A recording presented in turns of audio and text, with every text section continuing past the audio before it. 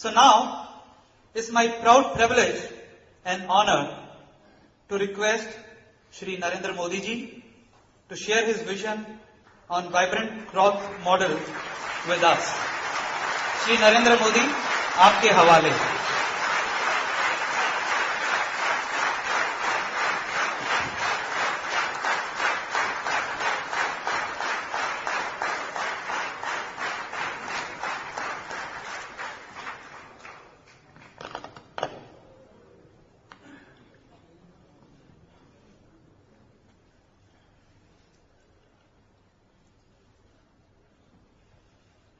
मंच पर विराजमान श्रीमान दीपक जी, श्री राजीव जी,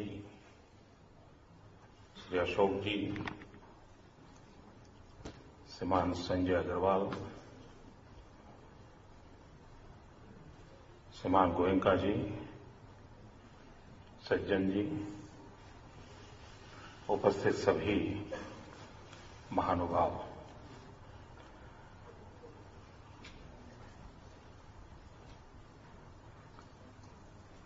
बहुत पहले कार्यक्रम में कलकत्ता में यहां के कुछ महानुभावों को संबोधन करने का मुझे अवसर मिला था। चुनाव की सरगर्मी में आते हैं तब थोड़ा माहौल अलग होता है, हमारी बातें भी कुछ अलग होती हैं, इरादे भी अलग होते हैं।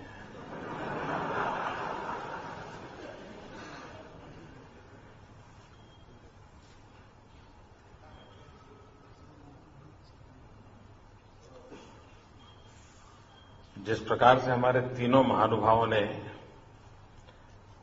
अलग अलग विषय पर एजेंडा सेट करने के लिए सुझाव दिए हैं, तो मुझे सप्ताह भर रुकना पड़ेगा और आप लोगों को भी बिना लेबर स्ट्राइक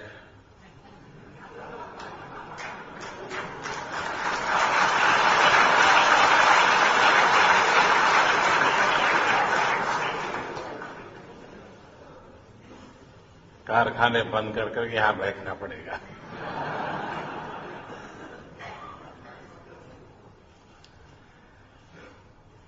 कुछ दिन पहले एक पायलट टीम कोलकाता से गुजरात आई थी और वो बहुत ही ताकतवर डेलीगेशन था, कोलकाता से आया था। क्यों हंस रहे हो भाई?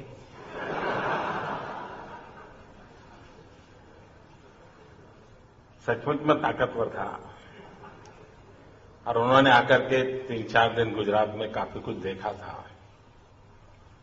तो उसी दिन मुझे विश्वास हो गया था कि इतनी ताकतवर टीम है जो कोलकाता जाकर के ऐसा माहौल बनाएगी कि मैं जब जाऊंगा तब सब कुछ तैयार होगा। और डेलीगेशन था, आपके कुछ संगठनों से महिलाएं आई थी। हैं? यहां होंगे? है ना? हाँ, ये सब आए थे।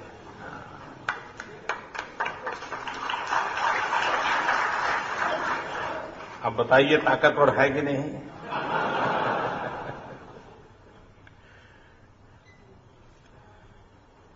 आज प्रातः मैं दक्षिणेश्वर और बेलूर मठ जाकर के अपने श्रद्धा सुमन अर्पित करने गया था।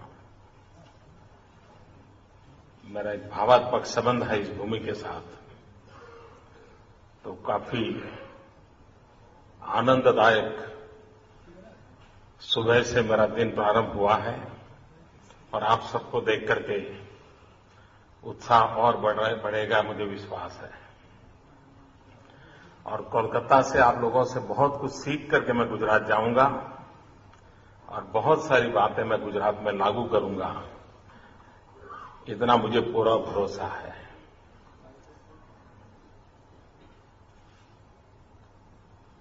बंगाल जहां से आवाज उठी थी, कि भूतकाल छोड़ो, पास्ट की बात मत करो, कुछ फ्यूचर का बताओ।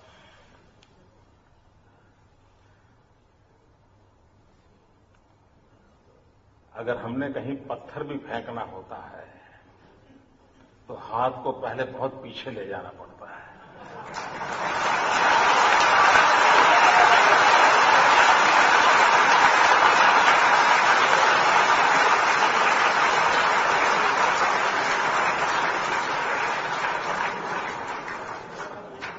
हमें हाई जंप करना हो तो भी दूर पीछे जाकर के दौड़ लगानी पड़ती है। और इसलिए आगे जाने के लिए भी, ऊंचा को पार करने के लिए भी पीछे जाना बहुत जरूरी होता है।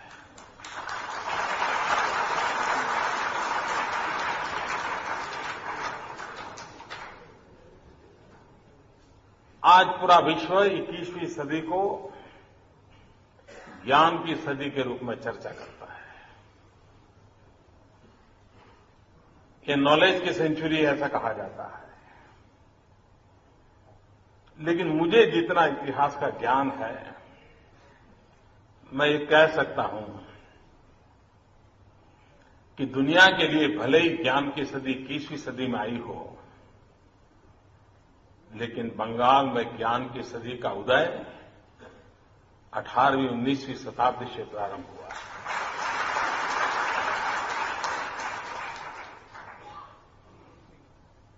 ये भूमि असामान्य है।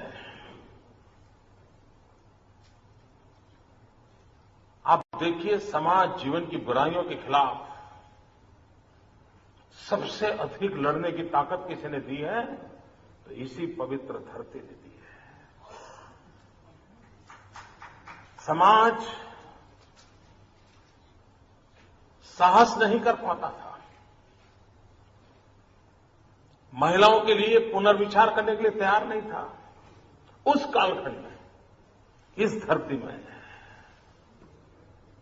कैसे कैसे महापुरुष दिए थे। 1200 साल की गुलामी के बावजूद भी बंगाल में ज्ञान के क्षेत्र में कितने सितारे चमकते थे। ये पूरा आसमान बंगाल की धरती से निकली हुई रोशनी से प्रकाशित होता था। उसी धरती पर अगर आज भी हम अंडमान निकोबार के काला पानी की सजा भोगने वाले लोगों की सूची देखें, सेल्यूलर जेल में जाकर के, जितने भी नाम है, हर दूसरा नाम किसी किसी बंगाली नौजवान का है।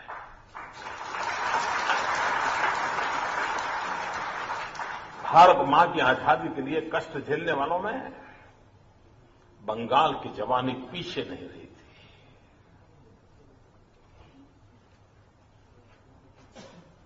सशस्त्र क्रांति का नाद हो, अंग्रेज ऐसे नहीं मानेंगे, उनको उन्हीं की भाषा में जवाब देना होगा। तो आवाज भी कहीं से उठी थी तो वो धरती बंगाल की थी। ये सामर्थ्य है इस भूमि में। और आज भी अगर हिंदुस्तान को विकास की ऊंचाई पर हमें पहुंचाना होगा तो कोई आर्थिक राजधानी मुंबई कहने से हिंदुस्तान पूरा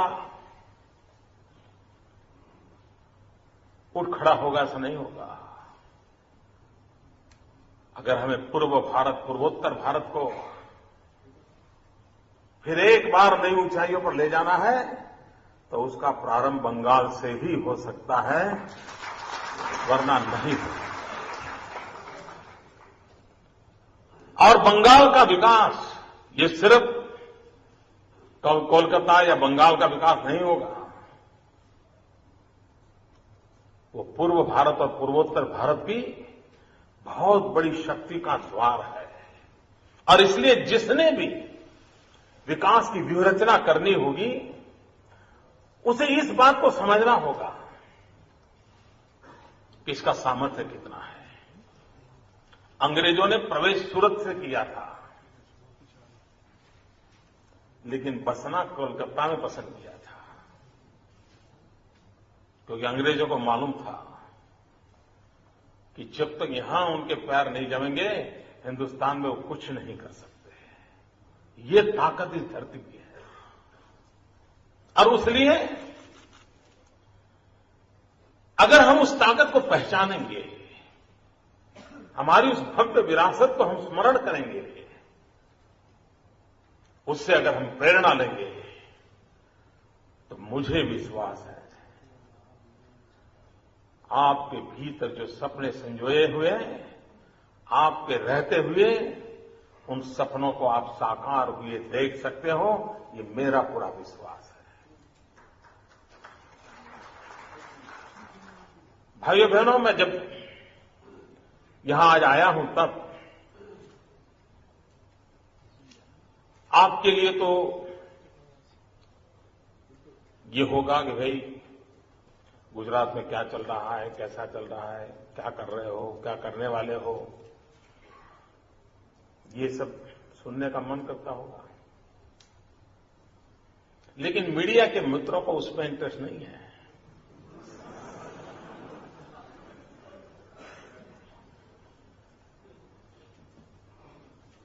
वो तो चाहेंगे कि मोदी एक शब्द बोलें, उसकी पश्चिम बंगाल की सरकार के साथ तुलना हो और फिर कल दोहरा जोखा दिया जाए।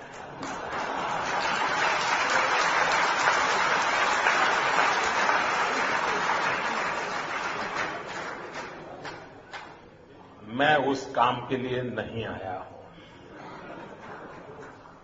वो काम मैं सिर्फ चुनाव के दिनों में करता हूं।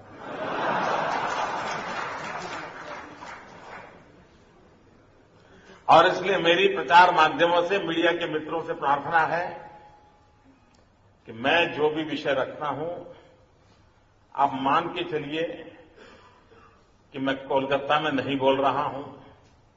आप मान के चलिए मैं पश्चिम बंगाल में आकर के नहीं बोल रहा हूं। कल्पना कर लीजिए कि मैं अहमदाबाद में ही बोल रहा हूं और आप अहमदाबाद में सुन रहे हैं, तो फिर एक कंपैरिजन का सवाल खड़ा नहीं होगा। और आज मित्रों, गुजरात आपको दिखता है। आप गुजरात की जो चर्चा कर रहे हैं, वो हमारे प्रयासों की 12-13 साल की यात्रा है, 2 साल की यात्रा नहीं है। और गुजरात जैसा राज्य, जहां कांग्रेस के मित्र जो गड्ढे करके गए थे, उन गड्ढों को भरने में मेरा 10 साल गया है। और बंगाल में तो 32 साल से ऐसे गड्ढे हुए हैं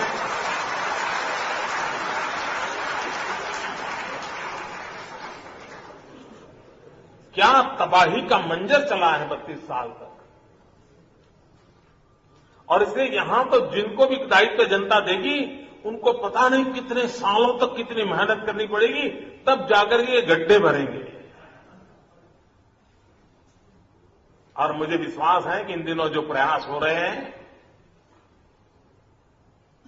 वो गड्ढे भरने की दिशा में हो रहे हैं। और जो पश्चिम बंगाल में रहने वाले लोगों के सपने हैं, वो सपने अवश्य पूरे होंगे, ऐसी मैं भी आशा करता हूं। भाइयों बहनों, आज एक चीज की ओर गौर करने की आवश्यकता है, और मैं चाहूंगा एक नागरिक के नाते आप भी इस बात को समझें। दिल्ली में जो यूपीए सरकार बैठी है, उसको विकास के लिए कोई काम करना हो, कोई निर्णय करना हो, 2-2 साल हो गए, फाइलें वैसी की वैसी पड़ी है।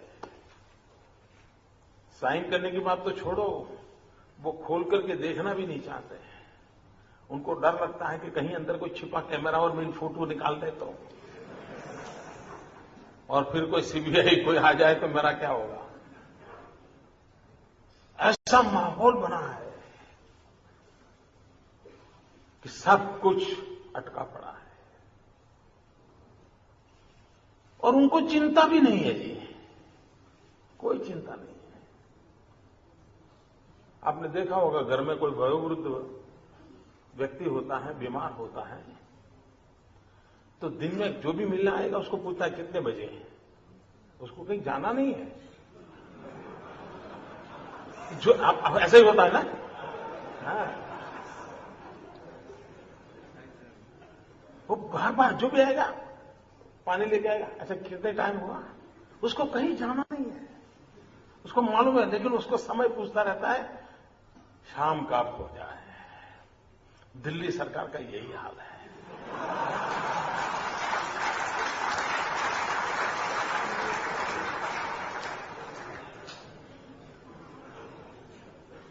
वे कैलेंडर नहीं देख रहे हैं, घड़ी देख रहे हैं। कैलेंडर तुमको 2014 दिखाता है, लेकिन वो घड़ी के हिसाब से चल रहे हैं कि शाम को क्या होगा। भाइयों बहनों, पिछले 3 दशक से देश में एक माहौल था, 21वीं सदी आएगी तो हम कुछ करेंगे, हम ऐसा कुछ करेंगे, 21वीं सदी में हमारा नाम रोशन होगा। जब वाजपेयी जी की सरकार थी तो एक विश्वास पैदा हुआ था, यार कुछ होना है, अब तो कुछ होगा, और एक माहौल बनता था। मित्रों, अत्याचनक 21वीं सदी का ये पहले दशक का ही उत्तरार्ध हमारी आंखों के सामने हम देख रहे हैं कि केथे को धीरे धीरे धीरे धीरे गिरता चला जा रहा है, जैसे बर्फ का गोला पड़ा हो और धीरे से पिघल कर वो आंखों के सामने वो दिखता है, खत्म हो रहा है।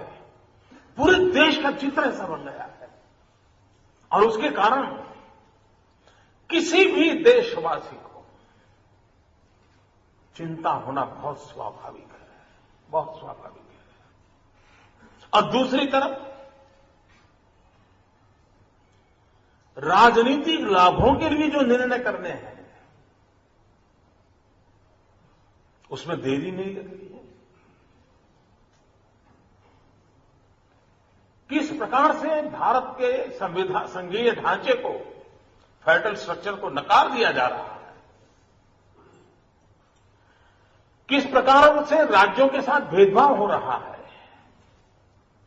अगर आप यूपीए रूल स्टेट हैं तो आपको एक ट्रीटमेंट, अगर आप नॉन यूपीए स्टेट हैं तो आपको दूसरा ट्रीटमेंट,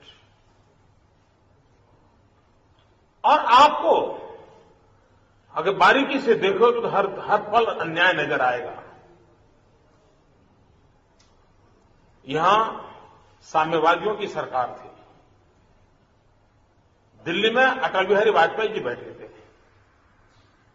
वैचारिक रूप से हमारा और साम्यवादियों का कभी मेल नहीं हो सकता, कभी नहीं हो सकता। उसके बावजूद भी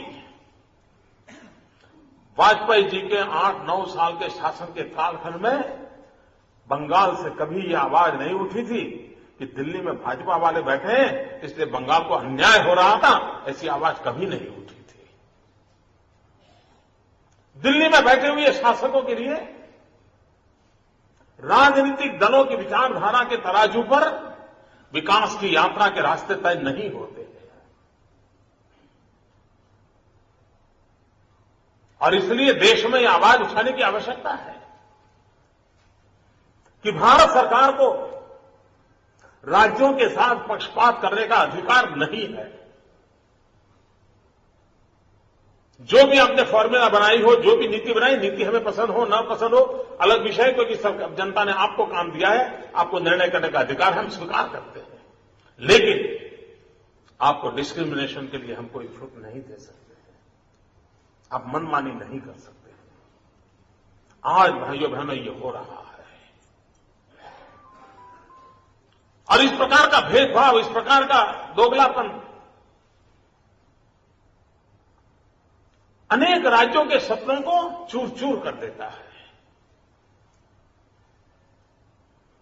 और उसके सामने उन राज्यों में जिनके पास जिम्मेवारी है वो आवाज उठाए, बहुत स्वाभाविक है। मैं तो हमारे गुजरात में रोज अनुभव करता हूं ये। आए दिन परेशानियों की कोई कमी नहीं है। और बेशर्मी से कह देते हैं कि हाँ ये हमने रोका है। कई बार तो हमने असेंबली में 2-2, 3-3 बार बिल पास किए हो और जनता से चुनी हुई 2/3 बहुमत वाली सरकार ने किए हो, तो भी दिल्ली सरकार का अपॉइंटेड व्यक्ति उसको नकार देता है। और नकारने के बाद बेशर्मी से बयानबाजी होती है कि हाँ हम इससे सहमत नहीं है। आपका सहमत होना न होना मैटर नहीं करता है। आपको तो कॉन्स्टिट्यूशन के माध्यम से चलना है। और आपको और किसी को लगता है कि सरकार गलत कर रही है तो न्यायालय में जा सकते हैं, आप नहीं रोक सकते हैं। ये जो पूरे देश में करने वाले कामों में पैरालिसिस और न करने वाले कामों में अति उत्साह, इसको जानने की जरूरत है। ऐसा नहीं है कि वो नहीं करते, न करने वाले सारे काम वो करते हैं और उसमें उनको किसी का डर नहीं है। करने वाले कामों में ही हमको कानून दिखाते हैं। और जब तक हम दिल्ली में बैठे हुए शासकों के दिमाग में ये जिम्मेवारी का दायित्व नहीं करवाएंगे, मित्रों संकट बढ़ता जाएगा। पूरे देश में से एक आवाज उठने की आवश्यकता है और वो आवाज ये उठनी चाहिए कि जब राज्य कुछ अच्छा करे तो क्रेडिट लेने के लिए तो भारत सरकार उछल करके निकल के आ जाती है मैदान में, क्योंकि आखिरकार राज्यों के परफॉर्मेंस के टोटल से तो दिल्ली का परफॉर्मेंस दिखने वाला है। लेकिन अगर कुछ कठिनाई हो तो सारा राज्यों पर डाल देना, सारी जिम्मेवारी राज्यों की है, इस प्रकार की स्थिति पैदा कर रहा है। ये जो रवैया चल रहा है भारत जैसे संघीय ढांचे में, ये देश की एकता और अखंडितता के लिए भी मैं समझता हूं गलत रास्ता है। और कभी न कभी दिल्ली में बैठे हुए शासकों ने पूरे हिंदुस्तान को एक साथ लेकर के चलने का मन बनाना पड़ेगा। सरकारें किसी भी क्यों न हो, लेकिन वो हमारे देश का हिस्सा है। शासक कोई भी क्यों न हो, लेकिन जनता जनार्दन ये भारत मां के संतान है, उनके साथ समान व्यवहार होना चाहिए। ये अगर व्यवहार नहीं होता है तो फिर कठिनाइयां पैदा होती है। और बंगाल के साथ भी यही हो रहा है जो मैं पीड़ा कह रहा हूं। हमारी शायद झेलने की ताकत ज्यादा होगी, लेकिन यहां 32 साल पर तक ऐसे अनेक रोग लग चुके हैं कि झेलने की ताकत भी कम हो गई यहां पर। और इसलिए भाइयों बहनों, ये एक बदलाव की बहुत बड़ी आवश्यकता मुझे लगती है।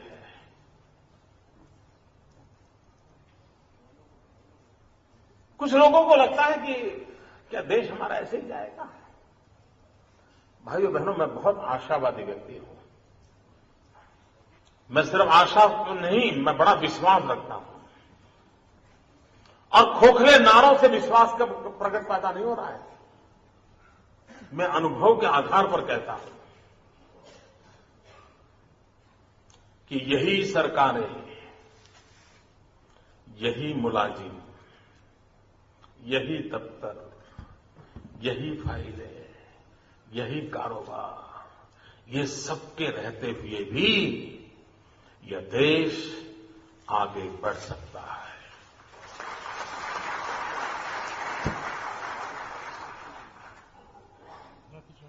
लोग गुजरात के औद्योगिक विकास की चर्चा करते हैं। दूसरी तरफ हिंदुस्तान में औद्योगिक विकास और कृषि, इस दोनों के सामने सामने ला करके खड़ा कर दिया है दिल्ली सरकार ने कहा। जैसे दोनों एक दूसरे को मारने पर तुले हुए, इस प्रकार का चित्र खड़ा कर दिया गया है। ये चित्र कभी हमारे देश में नहीं था। गुजरात एक ऐसा प्रदेश है कि जहां औद्योगिक विकास भी हुआ है और साथ साथ एग्रीकल्चरल कल्टीवेबल लैंड में भी 18 लाख हेक्टेयर भूमि में वृद्धि हुई है। अगर हम उद्योगों के लिए किसानों की जमीन हड़प कर जाते तो 18 लाख हेक्टेयर भूमि कृषि योग्य बनाने का काम नहीं होता। और हमने एक विकास का जो पैमाना बनाया है, एक रास्ता खोजा है,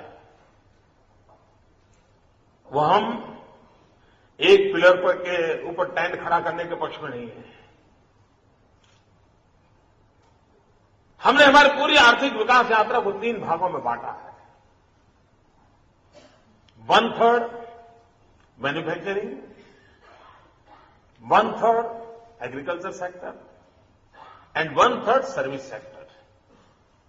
और तीनों को समान रूप से ताकत देकर के आगे बढ़ाते हैं। तो कभी मान लीजिए एक आध पिलर में गड़बड़ हो गई तो 2 पिलर बचा लेते हैं। कुल मिलाकर के इकोनॉमी आपकी ढह नहीं जाती है। संकट आते जाते हैं, हर सरकार को आते हैं, हर राज्य को आते हैं, और उसका परिणाम ये हुआ है। अब जैसे गुजरात, हम लोग, आप में से जो भी गुजरात से परिचित होंगे, आप में से जो राजस्थान से परिचित है, वो गुजरात का अनुमान लगा सकते हैं। गुजरात एक प्रकार से हमारे यहां रेगिस्तान है। 10 साल में 60 साल पानी नहीं है। वाटर स्कैर्सिटी वाला हमारा स्टेट है। नदियां भी हमारे पास नर्मदा और तापी हैं, जहां पर 12 महीने पानी दे सकते हैं, लेकिन बाकी नदियां तो सिर्फ जमीन पर जैसे नक्शा बना है ऐसे ही है। बारिश होते समय पानी दिखता है, वरना पानी नहीं दिखता है। उसके बावजूद भी हमारे यहां एग्रीकल्चर ग्रोथ, हिंदुस्तान का एग्रीकल्चर ग्रोथ 2%, 3%, 2%, 3% में इधर उधर चलता रहता है। पिछले 20 साल से हर सरकार ने 4% एग्रीकल्चर ग्रोथ का संकल्प किया है, 4%, लेकिन 4% हम अचीव नहीं कर पाए। भाइयों बहनों, गुजरात ने पिछले पूरे दशक का एवरेज करीब 10% का एग्रीकल्चर ग्रोथ है।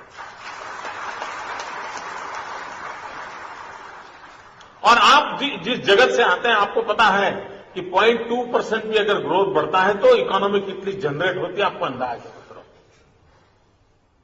गांव के अर्थकारण में कैसी तेजी आती है, और इकोनॉमी का ड्राइविंग फोर्स जो होता है, वो सामान्य मानवी की खरीद शक्ति कितनी बढ़ी, परचेजिंग पावर कितना बढ़ा, वो ड्राइविंग फोर्स होता है। और इसलिए आपकी इकोनॉमिक मॉडल का एक सबसे बड़ा काम होना चाहिए कि आपके कॉमन मैन की, सामान्य मानवी की परचेजिंग पावर कैसे बढ़े। और परचेजिंग पावर तब तक नहीं बढ़ती है जब तक कि उसकी पर कैपिटा इनकम में वृद्धि नहीं होती है, तब तक वो खर्च करने की ताकत नहीं रखता है। पर कैपिटा इनकम तब तक नहीं बढ़ती है जब तक कि आप एक ग्रोथ मॉडल को स्वीकार नहीं करते। और इसलिए एक होलिस्टिक व्यू के साथ अगर हम उस दिशा में आगे बढ़ते हैं तो परिणाम मिलता है, और गुजरात ने इस काम को करने में सफलता पाई है। लेकिन हम वहां रुकना नहीं चाहते। मित्रों, आपको जानकर हैरानी होगी कि छोटी छोटी चीजों की बारीकियों से कैसे परिवर्तन आता है। हमारे देश में इंसान को भी हेल्थ कार्ड अवेलेबल नहीं है। बहुत कम घराने होंगे जिनके पास अपना हेल्थ कार्ड होगा, परिवार के सबका प्रोफाइल होगा। मित्रों, गुजरात एक राज्य ऐसा है कि जहां किसानों के पास अपनी जमीन का हेल्थ कार्ड है, सॉइल हेल्थ कार्ड, और उसके कारण उसे पता है कि जिस जमीन का वो मालिक है, जहां वो खेती करता है, उस जमीन में क्या कमियां हैं, किस क्रॉप के लिए वो जमीन अनुकूल है, किस प्रकार के फर्टिलाइजर चाहिए, किस प्रकार की दवाइयां चाहिए, इन सारों का वैज्ञानिक ज्ञान होने के कारण उसने अपनी एग्रीकल्चर पैटर्न बदली। मित्रों, 2001 के पहले गुजरात में माइक्रो इरिगेशन की जो व्यवस्था थी वो सिर्फ 12,000 हेक्टेयर में थी।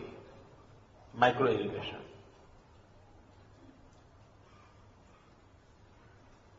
अब जिस प्रदेश में पानी नहीं है उस प्रदेश ने किस प्रकार से काम को करना चाहिए, हमने उस पर बल दिया, माइक्रो इरिगेशन को प्रमोट किया। आज करीब 7 लाख हेक्टेयर भूमि में हम माइक्रो इरिगेशन तक पहुंच चुके हैं और उसके कारण किसान को भी विश्वास हो गया है, जमीन कम होगी तो भी, पानी कम होगा तो भी हम फसल ज्यादा पैदा कर सकते हैं, क्वालिटी अच्छी कर सकते हैं, हम कमाई कर सकते हैं। लेकिन हम ये कहें कि हां भाई, एग्रीकल्चर एक डिपार्टमेंट है, किसान का काम करता है, बारिश आएगी, मेहनत करेगा तो कमाएगा, ऐसा नहीं होता है। Government intervention is must. लेकिन ये एक ऐसा निग्लेक्टेड एरिया रहा है हमारे देश में जिसके अंदर सरकारें ज्यादातर कुछ किसानों के लिए सब्सिडी से आगे बढ़ती नहीं थी। गुजरात ने agriculture universities, progressive farmers, government, agriculture से जुड़े हुए सारे department, whether it's irrigation, whether it's agriculture department, whether cooperative sector, सबको मिलाकर के एक टीम बनाकर के फोकस काम एक्टिविटी की और उसका एक परिणाम आया। लेकिन अब हम वहां अटकना नहीं चाहते। हम हमारे किसान को आधुनिक टेक्नोलॉजी पर ले जाना चाहते हैं। और मित्रों, हम आपको मालूम है जिसकी बड़ी चर्चा होती है, vibrant Gujarat global investor summit, आप में से कई मित्र आते भी रहते हैं। उसमें हम औद्योगिक विकास, इन सारे विषयों पर बल देते हैं। गुजरात अब हर 2 वर्ष पर, यानी अब 2014 में हम करेंगे, हम एक ग्लोबल लेवल का एग्रोटेक फेयर करने वाले हैं और सारी दुनिया में एग्रीकल्चर सेक्टर में जितनी टेक्नोलॉजी है, मैं मेरे किसानों को अपने घर में लाकर के दिखाने वाला हूं। और मैं चाहता हूं कि दुनिया की बराबरी मेरा किसान करे, वो आधुनिक से आधुनिक विज्ञान का उपयोग करे और दुनिया की बराबरी में खड़ा रहे, ऐसे उत्पादन करके विश्व के बाजार को कब्जा करने की कोशिश करे, उस दिशा में हम ले जाना चाहते हैं। इतना ही नहीं, हमारा किसान को अगर हमें मजबूत बनाना है तो हमें वैल्यू एडिशन की चेन खड़ी करनी होगी, हमें इंफ्रास्ट्रक्चर खड़े करने होंगे, कोल्ड स्टोरेज हो, वेयर हाउसिंग हो, एक पूरा इंफ्रास्ट्रक्चर का चेन बनाना होगा और ये सारे देश में हो सकता है। मित्रों, आज हमारे देश में ये महंगाई की चर्चा हो रही थी। एक दिन प्रधानमंत्री ने मुझे कमेटी बनाया, उनका चेयरमैन बनाया था। महंगाई कम हो उस पर चर्चा विचार करने के लिए कमेटी बनी और उस कमेटी का चेयरमैन मुझे बनाया। उस रिपोर्ट को दिए हुए करीब 1.25 साल हो गया। जब रिपोर्ट दिया तो प्रधानमंत्री ने ऐसे देखा और कहा था कि मोदी जी बहुत अच्छा बनाया है। अभी 1.25 साल के बाद मैं पूछा था, मैंने कहा साहब उस रिपोर्ट की तबीयत का क्या खबर है?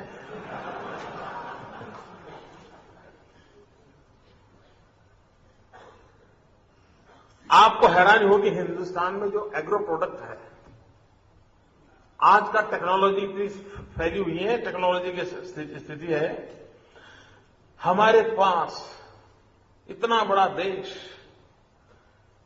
हमारा एग्रो प्रोडक्ट का रियल टाइम डाटा अवेलेबल नहीं है। देश को पता ही नहीं होता है कि गेहूं कितना तैयार हुआ, चावल कितने हुए, रिक्वायरमेंट कितनी, कुछ नहीं है। मैंने उनको सिंपल सुझाव दिया कि साहब टेक्नोलॉजी से सब संभव है, हम उसके लिए छोटा सा ग्रुप बनाए, उसको काम दे दें, ये करें। और अगर ये होता है तो आपको पता होगा कि कहीं पर गेहूं सड़ रहे हैं, पानी में भीग रहे हैं और कहीं पर कोई भूखा मर रहा है, अगर आपके पास जानकारी होगी तो आप छोटा सा काम यहां से उठा करके वहां रख दीजिए, उसका पेट भर जाएगा, वेस्टेज बच जाएगा। नहीं हो रहा है। और मैंने सुना सुप्रीम कोर्ट इतनी नाराज हो गई थी कि सारा अनाज सड़ रहा था और भारत सरकार को कहा कि अनाज गरीबों को बांट दो। भारत सरकार ने सुप्रीम कोर्ट के नहीं मानी और किया क्या? कलकत्ते के अखबार में आया नहीं लगता है, ऐसी खबरें आती नहीं है। मैंने सुना है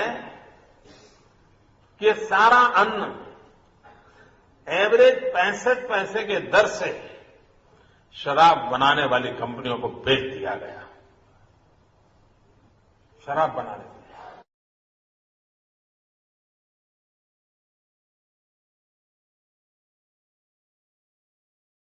नहीं आते, नहीं करने वाले नजर बड़ी तेजी से चल रहे हैं। मित्रों, हमारे यहां कृषि को हमने 3 भागों में बांटा है और बल दिया है। एग्रीकल्चर सेक्टर को कि 1/3 उसके जो कुछ भी रिसोर्सेज जो उसको मोबिलाइज करेगा, 1/3 रेगुलर खेती के लिए, 1/3 वृक्षों की खेती, पेड़ पौधों की खेती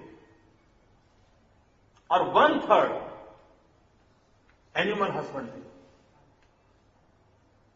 मित्रों, उसके अपने खेत के किनारे पर वृक्षों की खेती का हमारे यहां जो काम चला है, अगर बारिश नहीं हुई, फसल खराब हो गई, तो उस वृक्षों की खेती से, और सरकार उसको अनुमति देती है, अगर उस पहले से खेती के रूप में उसको लिखवा दिया तो जैसे फसल वो बेच सकता है वैसे वृक्ष बेच सकता है, उसकी व्यवस्था दी है और उसकी इकोनॉमी सस्टेन कर रही है। 1/3 एनिमल हस्बेंड्री, और उसी का कारण है कि हमारा डेयरी उद्योग बहुत तेजी से चला है। और वो भी ऐसे नहीं होता जी, कितनी मेहनत करनी पड़ती है। हमारे यहां पिछले 10 साल में दूध के उत्पादन में 80% से ज्यादा ग्रोथ हुआ है, इंक्रीज हुआ है। 80% से ज्यादा इंक्रीज एक छोटा मिशन बात नहीं है। लेकिन हमने क्या किया, हम रेगुलरली सरकार की तरफ से कैटल कैंप लगाते हैं और किसी पशु को 3 किलोमीटर से ज्यादा जाना न पड़े, इतनी बड़ी संख्या में कैटल कैंप लगाते हैं, ऑपरेशन तक का सब करते हैं। आपने कभी सुना नहीं होगा, आज हमारे देश के कई राज्य ऐसे हैं कि जहां मनुष्य को कैटरेक्ट का ऑपरेशन करना हो तो चैरिटेबल ट्रस्टों के द्वारा कैटरेक्ट ऑपरेशन के कैंप लगते हैं। आज भी कई राज्यों में लगते हैं और जो सेवाभावी लोग हैं वो नेत्रदान, नेत्र यज्ञ कर करके उसको करते हैं। शायद ही दुनिया में गुजरात अकेला प्रदेश है जहां पशुओं के कैटरेक्ट का ऑपरेशन होता है। मेरे यहां पशुओं के लिए डेंटल ट्रीटमेंट होता है और उन सारी केयर करने का परिणाम यह आया है कि 112 जितने डिसीज आज पूरी तरह मेरे राज्य में जो कैटल से जुड़े हुए थे इरेडिकेट हो गए हैं। और इसलिए मित्रों, हम जब आर्थिक विकास की चर्चा करते हैं उसके कितने पहलू होते हैं, उसकी बारीकियों की ओर ध्यान दें तो फिर वो किसान। और अब आगे हम वैल्यू एडिशन की तरफ जाना चाहते हैं, हम फूड प्रोसेसिंग पर बल देना चाहते हैं। अब जैसे हमारे यहां we are a cotton grower state, अब अचानक भारत सरकार ने कॉटन को एक्सपोर्ट करना बंद कर दिया बीच में। अब कॉटन एक्सपोर्ट करना बंद हो जाए, यहां आपका एक संगठन यहां खड़ा बैठा है ना, कोटी वाले टेक्सटाइल के लोग बैठे हैं ना, तो उनको तो ज्यादा मजा आएगा। मित्रों, उन्होंने अचानक कॉटन एक्सपोर्ट पर प्रतिबंध लगा दिया। हमारे यहां किसानों को 7,000 करोड़ रुपए का नुकसान हो गया, 7,000 करोड़। अब मैं भारत सरकार की नीतियों के भरोसे जिंदा रहूंगा तो मेरा तो किसान मर जाएगा। तो हमने तय किया हम वैल्यू एडिशन करेंगे और इसलिए हम टेक्सटाइल पॉलिसी लेकर के आए और टेक्सटाइल फील्ड में जो लोग हैं वो सब मानते होंगे कि शायद हिंदुस्तान में कहीं पर भी ऐसी टेक्सटाइल पॉलिसी नहीं है। और मेरी फॉर्मूला है 5F फॉर्मूला और उस 5F फॉर्मूला को लेकर के हम आगे बढ़ना चाहते हैं। Farm to fibre, fibre to fabric, fabric to fashion, fashion to foreign.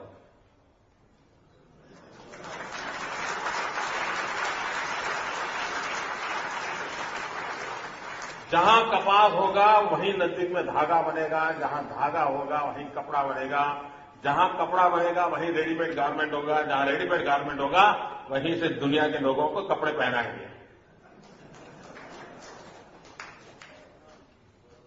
Value addition का चेन बनाना होगा और हम उस बारीकियों की ओर देखते हैं तो हम स्थितियों को बदल सकते हैं।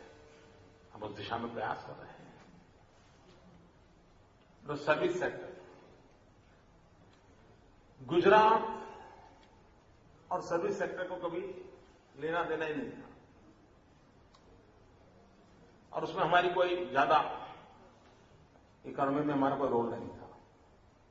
हमने सोचा कि एक अछूता क्षेत्र है उस पर बल देना है और हमने पहला फोकस किया टूरिज्म पर।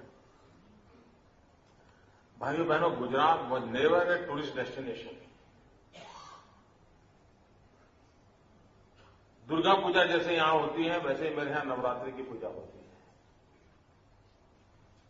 आप भी मां के भक्त हैं, हम भी मां के भक्त हैं, लेकिन दुर्गा पूजा को देखने के लिए देश भर के टूरिस्ट बंगाल आते हैं, नवरात्रि देखने के लिए गुजरात कोई नहीं आता था। हमने इस पर बल दिया।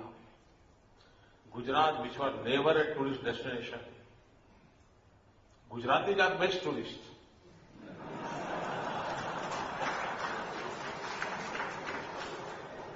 आप कहीं पर भी जाइए साहब, आपको गुजराती मिलेगा मिलेगा मिलेगा। केम छो? और 5 स्टार होटल में बैठ करके डिब्बा खोल करके थेपला निकाल करके खाएगा।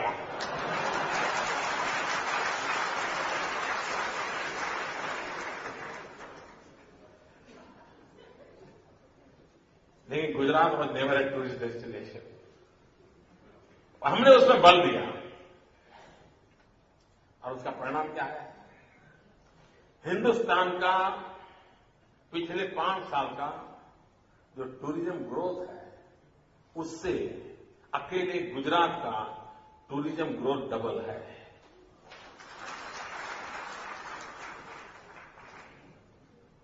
और अमिताभ बच्चन घर घर जाकर के कहते हैं कुछ दिन तो गुजारो गुजरात में।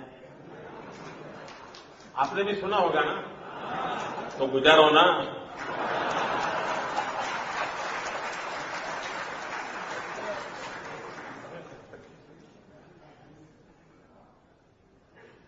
मतलब चीजों को किया जा सकता है। अब जहां तक मैन्युफैक्चरिंग सेक्टर का है, हम ऑटोमोबाइल हब बन चुके हैं। आज हम सोलार एनर्जी में वर्ल्ड कैपिटल बनने जा रहे हैं। हम ऑयल रिफाइनरी में पूरे देश का करीब करीब सारा काम वही हो रहा है। कुछ नए क्षेत्रों में हमने कदम उठाने की दिशा में काफी साहस उठाया है, जैसे सोलार एनर्जी।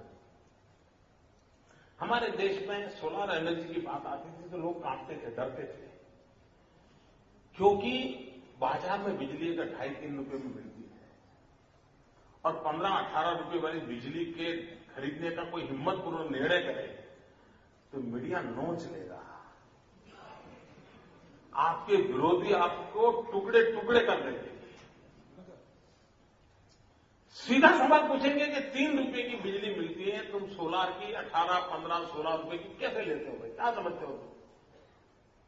और सामान्य मानवीय के लिए सवाल स्वाभाविक है। मित्रों, इतने विरोधों के बाद, आलोचनाओं के बाद सारी दुनिया मेरे पीछे पड़ जाएगी तो पड़ जाएगी, सोचने के बाद गुजरात ने सोलर एनर्जी का इनिशिएटिव लिया और आज एशिया का सबसे बड़ा सोलार पार्क गुजरात में है। और परिणाम क्या है? जब हम सोलार पॉलिसी लेकर के आए तो हमने कहा कि हम 13 रुपये में लेंगे। गुजरात में तो फर्स्ट स्टेट जो सोलार पॉलिसी लेके आया। हमारे बाद भारत सरकार ने सोलार पॉलिसी बनाई, बाकी चीजें तो फुल स्टॉप कॉमा के साथ उन्होंने स्वीकार कर दी,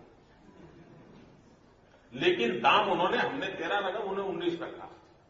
अब आप समझ सकते हैं भाई, कोई भी व्यापारी चीज 19 में बेचेगा कि 13 में बेचेगा? जहां 19 मिलेगा वहीं जाएगा।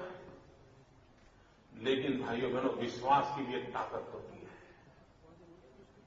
और मैं मानता हूं विश्वास और भरोसा एक बहुत बड़ी ताकत होती है। परिणाम क्या हुआ?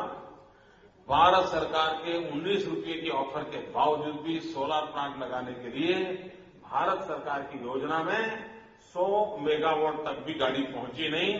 गुजरात 3000 मेगावाट से आगे बढ़ रहा है 13 रुपये।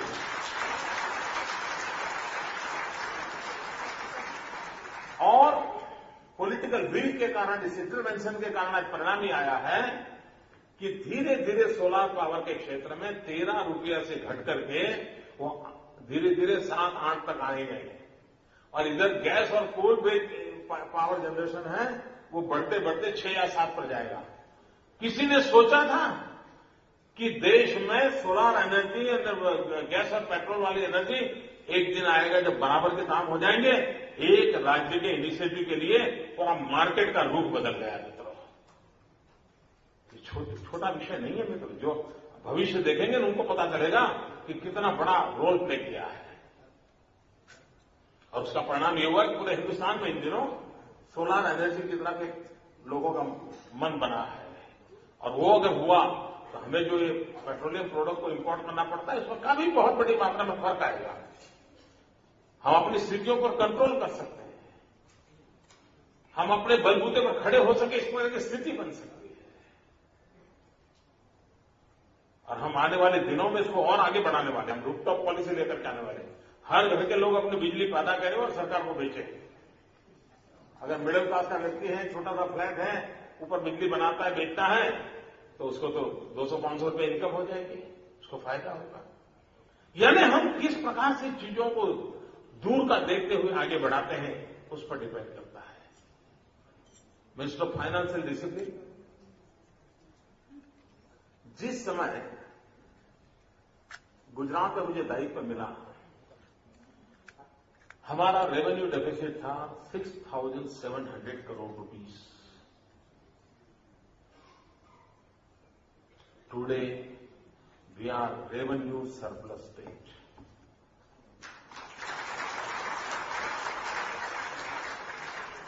हमने पिछले 12 साल में कोई टैक्स नहीं बढ़ाए हैं।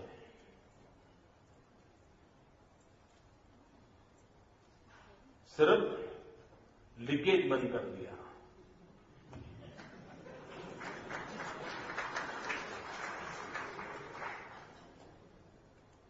मेरे यहां Gujarat electricity company, Gujarat GB, per year उसका घाटा था 2,500 करोड़ रुपीस। आप कल्पना कर सकते हैं कि बिजली पैदा करने वाला हिंदुस्तान की किसी भी राज्य का कोई कारखाना घाटे से बाहर नहीं है। सबका हजारों करोड़ का घाटा है और पर डे घाटा होता ही जा रहा है। आज गुजरात बिजली के क्षेत्र में हम सरप्लस हैं। 2,500 करोड़ की डेफिसिट पर ईयर, आज हम पर ईयर 400-500 करोड़ रुपया ज्यादा कमाते हैं। मुझे याद है, मैं 2001 में जब मुख्यमंत्री पहली बार बना था, भूकंप के बाद मेरे सर पे जिम्मेवारी आई थी, उस समय मुझे लोगों ने क्या मांग की थी? सामान्य गुजरात के नागरिक ने मुझसे यही कहा था कि मोदी जी, आप मुख्यमंत्री तो बन गए हो, कम से कम एक काम तो करो, पत्रकार मिले तो भी वही बताए, पार्टी के वर्कर मिले तो भी वही बताए, बिजनेसमैन मिले तो भी वही बताए, गांव का आदमी मिले तो भी वही बताए।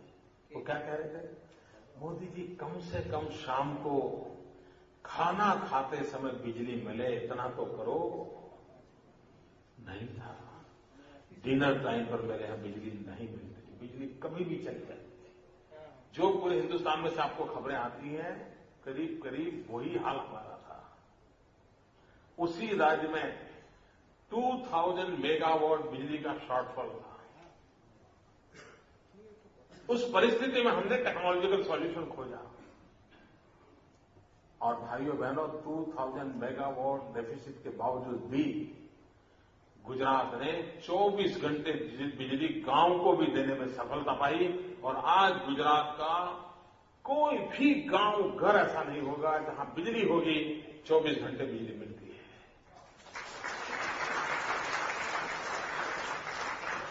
हमारे यहां कई राज्य ऐसे हैं हिंदुस्तान में जहां बिजली आना एक खबर होती है, हमारे यहां बिजली जाना ये खबर होती है। मेरे यहां कभी महीने में एकाध बार अगर 5 मिनट भी एक गांव में लाइट चली गई तो दूसरे दिन न्यूज़पेपर के पहले पेज पर बॉक्स आइटम होता है कि मोदी बड़ी बड़ी बातें करते हैं, लेकिन फलाने गांव में शाम को 5 बजे 5 मिनट के लिए मोदी की बिजली चली गई थी, मोदी जवाब दो।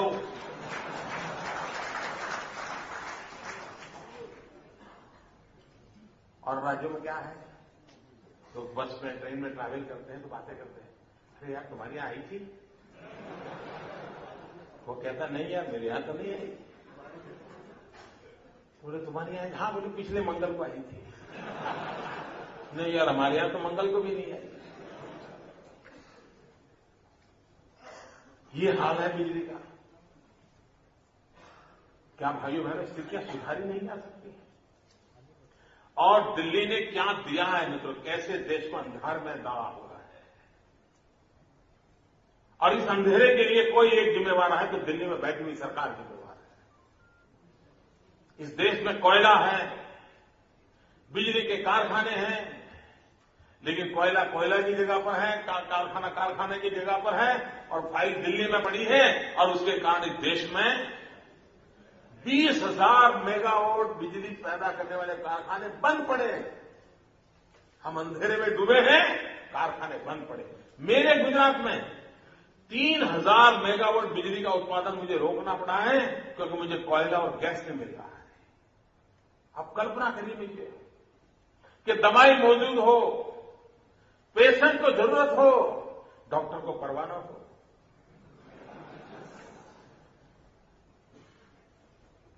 कैसे चलेगा ये? और इसलिए मित्रों ये सारी पीड़ा राजनीतिक कारणों से नहीं है।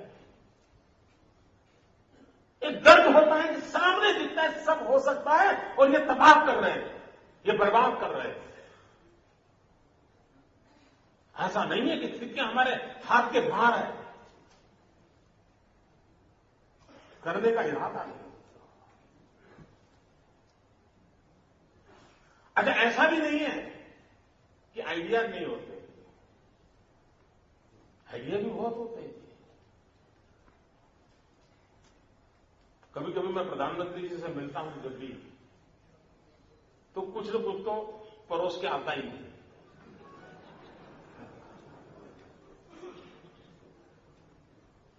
बाद में कुछ होता नहीं है। मैंने एक बार प्रधानमंत्री को सुझाव दिया, हमने कहा कि ये हमारा जो सीमाएं हैं, खास करके राजस्थान और गुजरात की रेगिस्तान है, हम पाकिस्तान के और भारत को बचने के लिए हम फेंसिंग बनाते हैं। हमने कहा फेंसिंग बनाने के बजाय सोलार पार्क बनाए, सैकड़ों मील लंबा और मीलों तक चौड़ा और बीएसएफ के लोगों को काम में लगा दे। सुरक्षा की सुरक्षा हो जाएगी और बिजली की बिजली हो जाएगी। मैं बताता हूं, मुझे उस समय प्रधानमंत्री ने अपने साथ अरे भाई लिख लो ये देखो कैसे हो सकता है। आज उस बात को 2 साल हो गए और लिख रहा है। क्या करें मित्रों? और पता नहीं क्यों मैं देखिए आपके पड़ोस में बांग्लादेश में क्या हो रहा है और दिल्ली सरकार की कोई सुनने को तैयार नहीं है। इतना बड़ा देश, जिस बांग्लादेश को जन्म देने में भारत की बहुत बड़ी भूमिका रही है, लेकिन वो बांग्लादेश भी वहां जो नए समाचार सामने आते हैं, कितने पीड़ादायक समाचार आते हैं, और दिल्ली की सरकार कुछ नहीं कर पा रही है।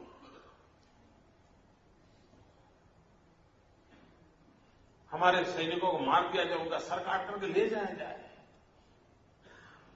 और यहां सम्मान समारोह के भोजन होते रहे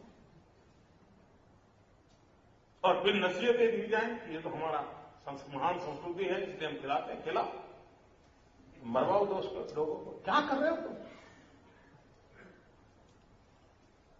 आप सोचिए मित्रों, हमारे जवानों को कोई मार दे और इटली के लोगों को वोट देने के लिए जाने दिया जाए।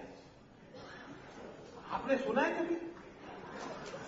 साफ हमारे देश का अच्छा सा व्यक्ति उसकी मां की फ्यूनरल में नहीं जाने देते। मां की फ्यूनरल में अगर वो केस चल रहा है, वो अदालत में जेल में पड़ा है, अभी तो गुना साबित नहीं हुआ है, सजा नहीं हुई है और मां मर गई है, उसके फ्यूनरल में जाना है तो जाने नहीं देते।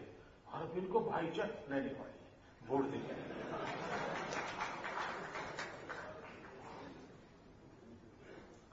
मित्रों बताइए मुझे, इसके लिए कोई आइडिया चाहिए क्या? मुझे बताइए, इसके लिए कोई बजट चाहिए क्या? इटली में हमारी जो बेइज्जती हुई, की बजट चाहिए क्या?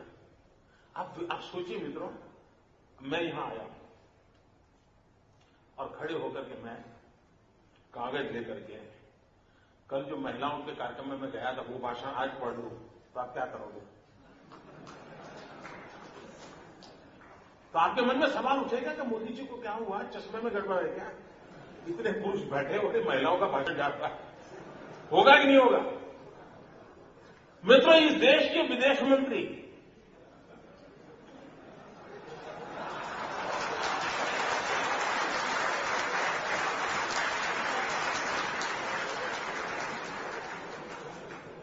विदेश में जाकर के दूसरे देश का कागज उठा करके वो भाषण पढ़ रहा है।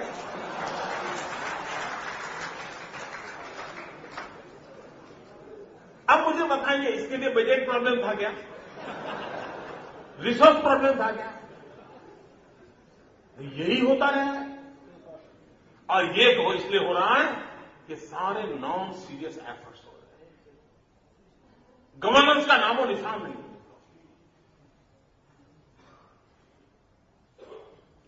हर किसी को व्यवस्था चाहिए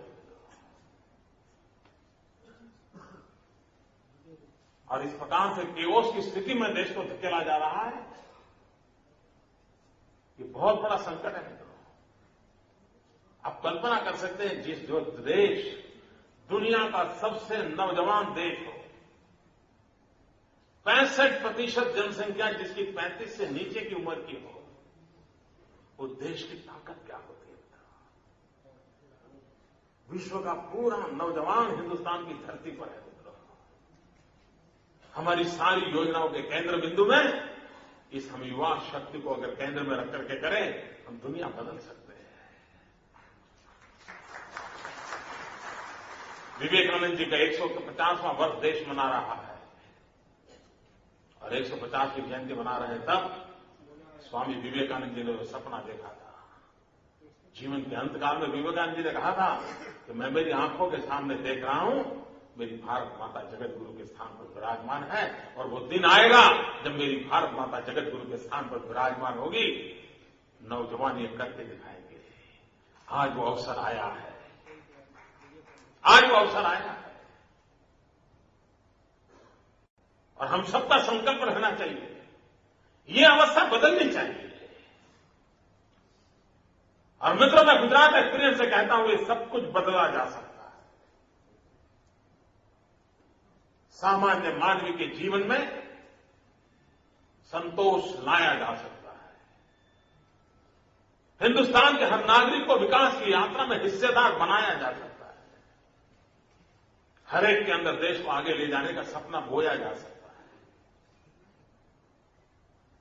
देखिए, हमारे भीतर अगर सामर्थ्य हो तो हम स्थितियां बदल सकते हैं। भाइयों बहनों, इस बंगाल की भूमि में बहुत ताकत है। मैं आज कोलकाता की इस धरती पर से पूरे बंगाल को प्रार्थना करता हूं, आइए, आपने 18वीं शताब्दी में हिंदुस्तान का नेतृत्व किया है। आपने 19वीं शताब्दी में देश का मार्गदर्शन किया है। आपने 20वीं शताब्दी में संघर्ष झेल करके भारत को मदद की है।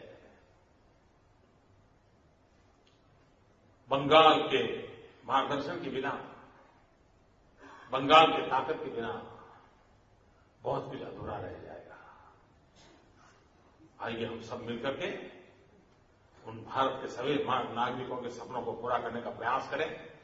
मुझे आप सबके बीच आने का अवसर मिला, मैं आपका बहुत बहुत आभारी हूं। मैंने ज्यादा ही समय कुछ ले लिया है, और भी ले सकते हैं। ये आपकी मीटिंग में भोजन नहीं है? इतना महत्वपूर्ण नहीं है, भोजन है। होगा। बहुत बहुत धन्यवाद मित्रों, thank you.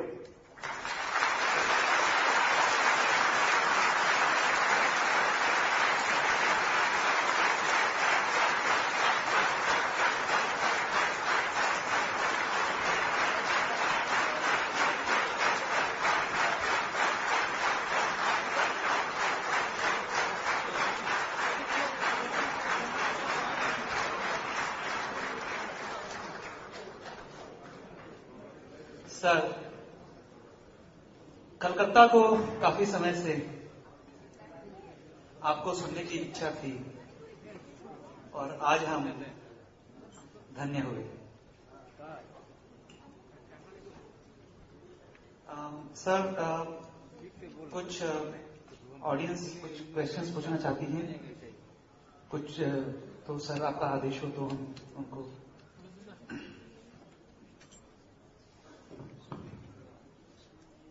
May I request Mr. Rupen Roy?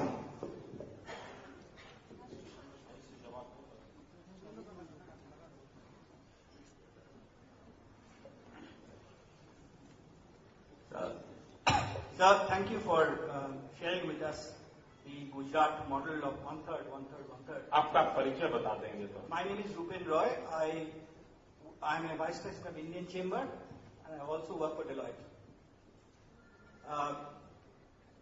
Sir, this Gujarat model, Gujarat has a very rich tradition of entrepreneurship and a long history of business. Will this model require any adaptation in agricultural states like Bihar, for example? That's my question. देखिए, हमारे देश में और कहीं पर भी एक जिले का मॉडल बगल के जिले में भी वैसा का वैसा लागू होगा, ऐसा कभी होता नहीं। लेकिन उसकी दिशा, उसकी बेसिक फिलॉसफी, कुल मिलाकर के स्ट्रेटेजी, ये चीजें काम आती है। फिर अकॉर्डिंग टू रिक्वायरमेंट इसमें मॉडिफिकेशन जरूरी है, मॉडिफिकेशन नहीं।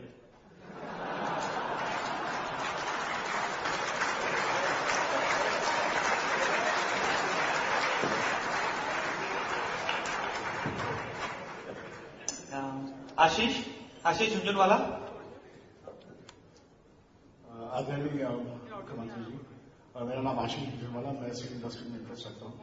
मेरा आपसे प्रश्न था जो मेन सब्जेक्ट से थोड़ा हट है, क्योंकि मेरी ये सोच है कि आने वाले वक्त में आपका रोल सिर्फ गुजरात में नहीं पूरे देश में रहेगा। हालांकि इसका आप कुछ संक्षेप में जिक्र किए तो स्पीच में आपकी विदेश नीति पे आपकी क्या सोच है? अपना देश अपने सारे पड़ोसी देशों से वर्चुअली झगड़ रहा है, तो इसमें अगर आप कुछ चर्चा करें। धन्यवाद। किसी भी देश की विदेश नीति का मुख्य बिंदु यही होता है, अपने देश का इंटरेस्ट, हमारे देश का इंटरेस्ट सुप्रीम, इसके आधार पर सारी बातें होती हैं।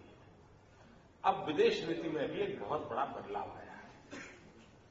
कोई एक युग था जब दुनिया के देशों से आपकी दोस्ती इसलिए जरूरी होती थी कि कहीं से कोई दबाव आए, किसी संकट की घड़ी आए, तो आपको बचाव के अंदर लोगों की जरूरत पड़ती थी।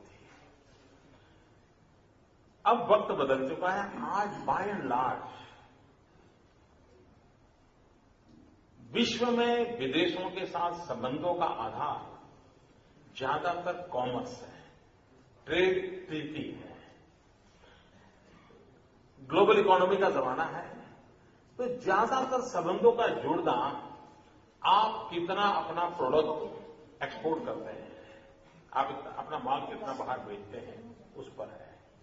और इसलिए सारे संबंधों के केंद्र बिंदु में ये एक महत्वपूर्ण विषय है। दूसरा, भारत ने अब तक क्या किया है, जितने जूथ बनते हैं उसमें हम एक छोटे से सिपाही होते हैं, हम कभी लीड नहीं करते। अब जैसे सार्क देशों का समूह है, सार्क देश में हम सब, हमारे पड़ोस के सारे देश हैं, बिल्कुल हमसे सटे हुए हैं, और सबसे बड़ा देश हिंदुस्तान है।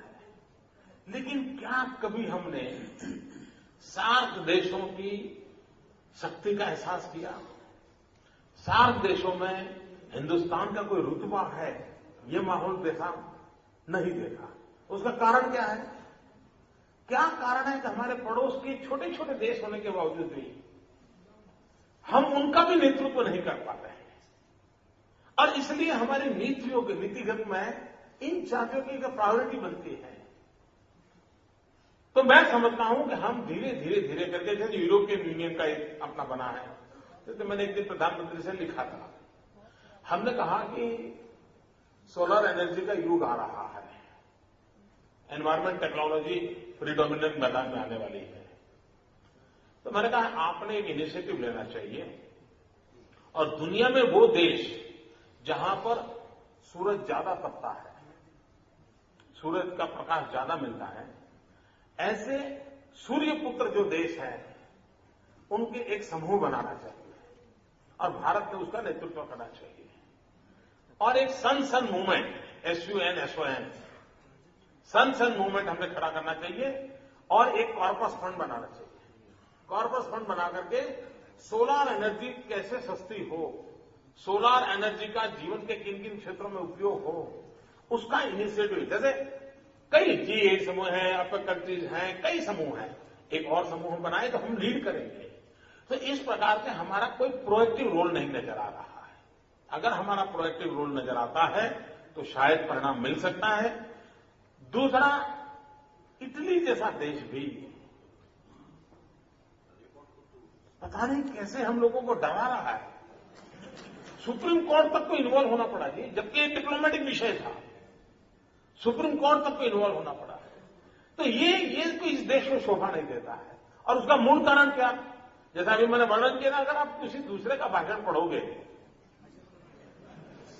तो दुनिया हंसती है भाई, और उसी के कारण हमारी ये सब गिरावट आई है।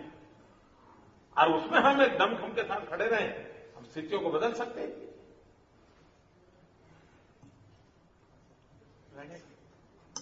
Thank you sir.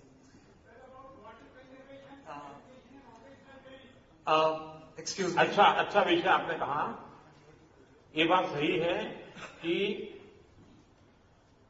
भारत युवा देश है, लेकिन युवा देश के नाते हमको उस एनर्जी को प्रोडक्टिव एनर्जी कैसे बनाना, उसका सबसे बड़ा आधार है स्किल डेवलपमेंट। और भारत ने स्किल डेवलपमेंट पर सबसे ज्यादा बल देने की समय की मांग है। अगर हम स्किल डेवलपमेंट पर बल देते हैं, हमारे नौजवानों को कोई न कोई प्रोडक्टिव क्रिएटिव कंट्रीब्यूशन के लिए हम अवसर देते हैं, तो हम बहुत कुछ कर सकते हैं। अब छोटा सा विषय है, जैसे दुनिया को मिलियंस ऑफ मिलियन टीचर्स की जरूरत है।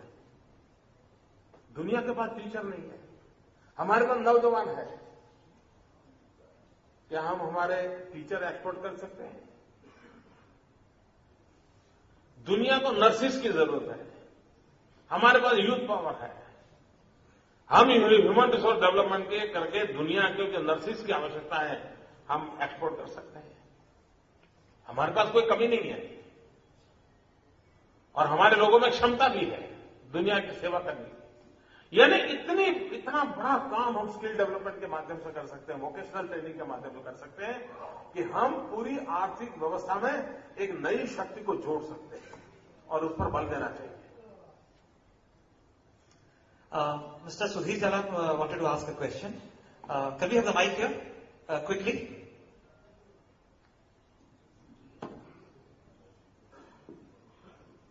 नरेंद्र भाई, मैं सुधीर जलान हूं, बिजनेसमैन हूं, विकी का अध्यक्ष रहा हुआ हूं।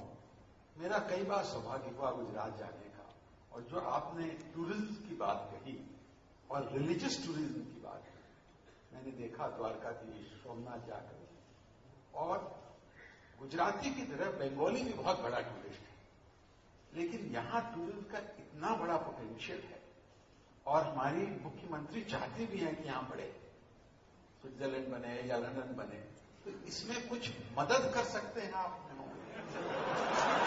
नहीं, मैं आपको मतभेद के हिसाब से नहीं बोल रहा हूं, कुछ ऐसा सुझाव मुख्यमंत्री को दें जिससे यहां पर भी हो सके।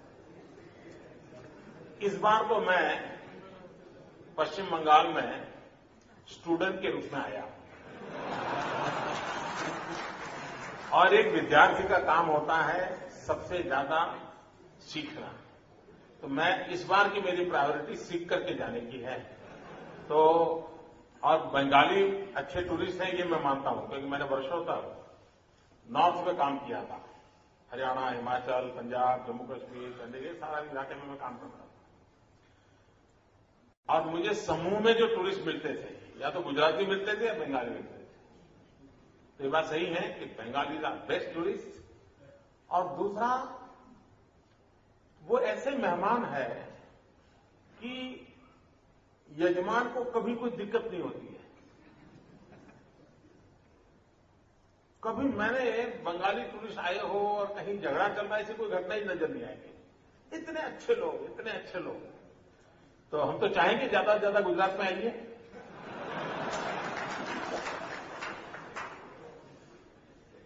गिर के शेर देखिए, कच्छ का रण देखिए, और सफेद रण ये अपने आप में देखने का नजारा है। यानी चांदनी रात में ताजमहल देखना और चांदनी रात में सफेद रण देखना, आप कल्पना नहीं कर सकते क्या दिव्यता की अनुभूति होती है। तो अच्छा हुआ जालन जी ने बंगाली अच्छे टूरिस्ट हैं वो मुझे याद करवाया, ताकि मैं अपने गुजरात का काम कर लेके जाऊंगा। वैसे बंगाल भी काफी अच्छा टूरिस्ट डेस्टिनेशन है। हमारे यहाँ पे बड़े हाई प्रोफाइल टूरिस्ट आते हैं, आज आप देख रहे हैं उनमें से एक। Since we have limited time, so this is the last question, and may I request Rakesh Shah. आदरणीय मोदी जी, मैं Rakesh Shah, vice president Bharat chamber, और गुजरात से मैं कॉटन जिनिंग इंडस्ट्री से जुड़ा हुआ हूं।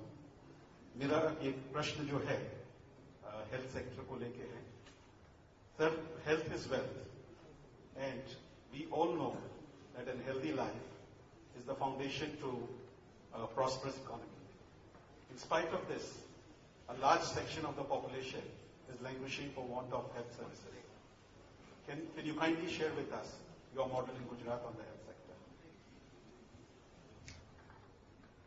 ये बात सही है कि आरोग्य के क्षेत्र में सामान्य मानवी को, यानी किसी परिवार में एकांत व्यक्ति को कोई गंभीर बीमारी हो जाए तो उस परिवार की पूरी आर्थिक व्यवस्था, पूरा जीवन तबाह हो जाता है, तहस तहस हो जाता है। और इसके लिए हम लोगों ने कुछ मॉडल विकसित किए हैं। जैसे हमारे यहां गलीपति से लेकर के राष्ट्रपति तक सब इस बात की चिंता करते हैं, माता मृत्यु दर कम होना चाहिए, शिशु मृत्यु दर कम होना चाहिए, सब लोग कहते हैं।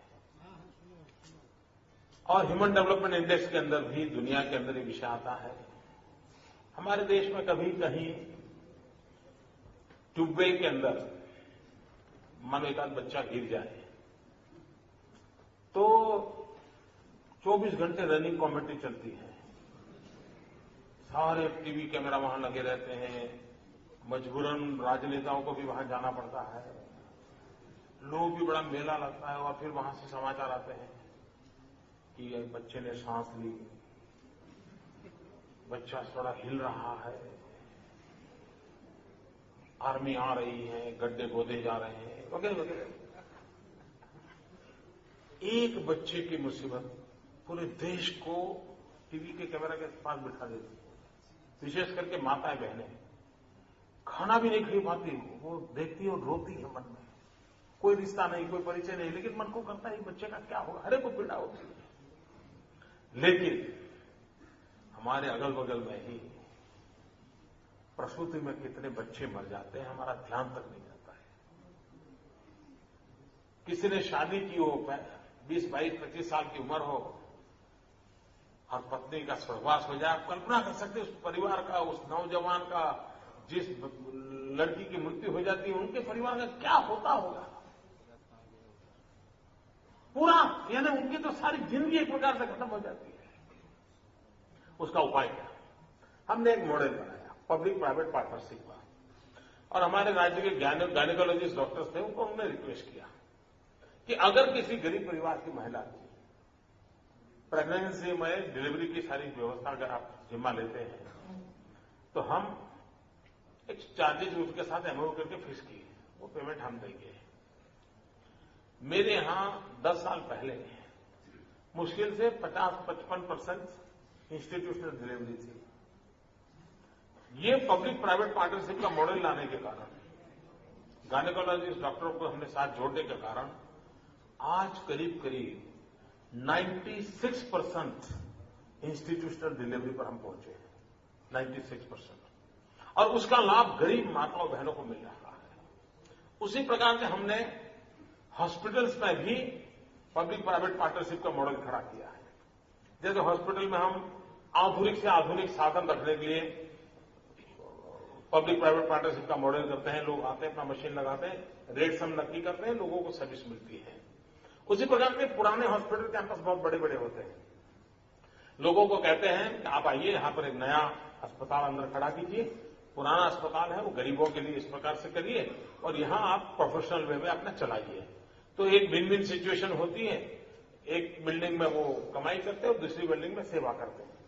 तो इस प्रकार से मॉडल को हम विकसित कर रहे हैं। दूसरा, हमारे यहां दवाई का खर्चा कम कैसे हो, दवाई का उत्पादन का खर्चा कम कैसे हो, उस पर भारत सरकार ने अपनी नीतिगत व्यवस्थाओं को विकसित करना पड़ेगा।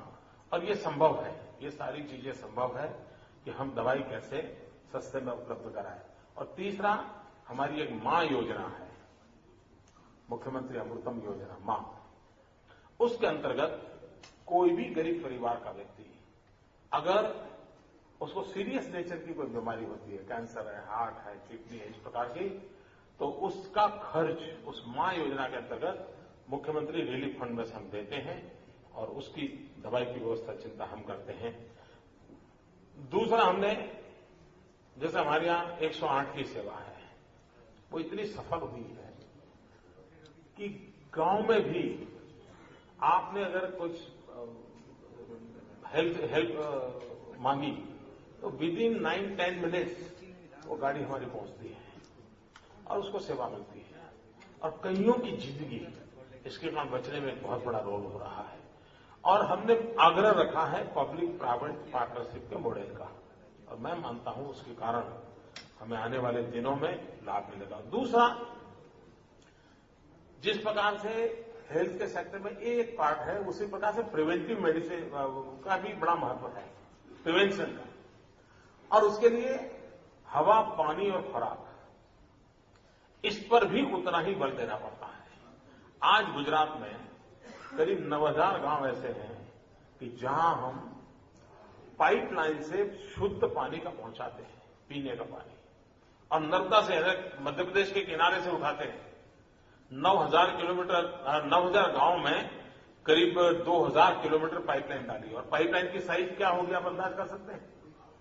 पाइपलाइन की साइज ये है कि आप उसमें मारुति कार लेकर के फैमिली के साथ ट्रैवल कर सकते हैं, इतनी बड़ी साइज है।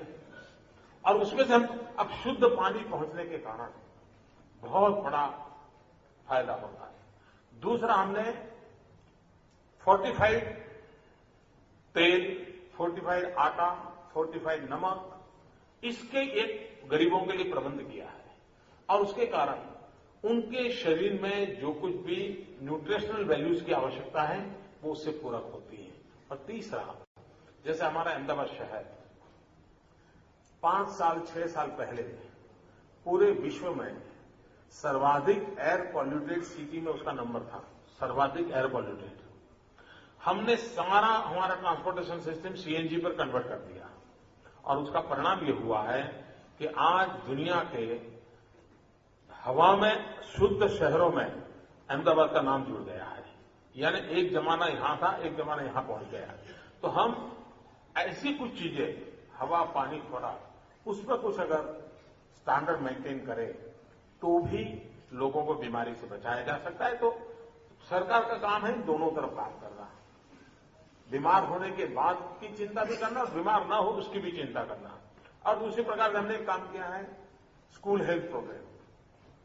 हर वर्ष हम स्कूल के हर एक बच्चे का मेडिकल चेकअप करते हैं और हर वर्ष करीब 60-70 हजार बच्चे ऐसे मिलते हैं जिनको चश्मा का नंबर है लेकिन बेचारे को पता नहीं, तो हम उसको चश्मा देते हैं। हर वर्ष 5-7 हजार बच्चे ऐसे मिलते हैं कि जिनको जन्म से सीरियस नेचर की बीमारी है और उसके गंभीर प्रकार के ऑपरेशन करवाने होते हैं। कुछ बच्चे ऐसे ध्यान में आते हैं कि जिनको मुझे चेन्नई या बेंगलोर भेजना पड़ता है ऑपरेशन के लिए, और 12-12, 15-15 लाख रुपए खर्चा एक एक बच्चे के पीछे होता है। वो हम खोज करके निकाल के उनको इनकी व्यवस्था करते हैं। तो एक प्रकार का हमारा प्रोएक्टिव वर्क भी है कि जिसके कारण हम उसको जीवन को सुरक्षित करने की दिशा में प्रयास करते हैं। Thank you, sir. We are overshooting the time, so the last question from Mr. Ketan. Excuse me, sorry. Media के लिए मैं अलग से आने वाला हूं। Excuse me. मैं मीडिया के लिए अलग से आऊंगा। Sir, the last wish, the last desire. नहीं, ऐसा मत करो। आपको बहुत लंबे जीवन है, आपका बहुत लंबा जीवन है। आप कोई जल्दी मत करो, देश को आपकी जरूरत है। कोई लास्ट विश नहीं होती। The last destination for every politician is to lead the country and to occupy the top post, that is the Prime Minister of India. Sir, what would be your desire on this? I'm not politician. Politician may have, but I am not a politician. I'm a political person. Thank you. Thank you भैया, धन्यवाद।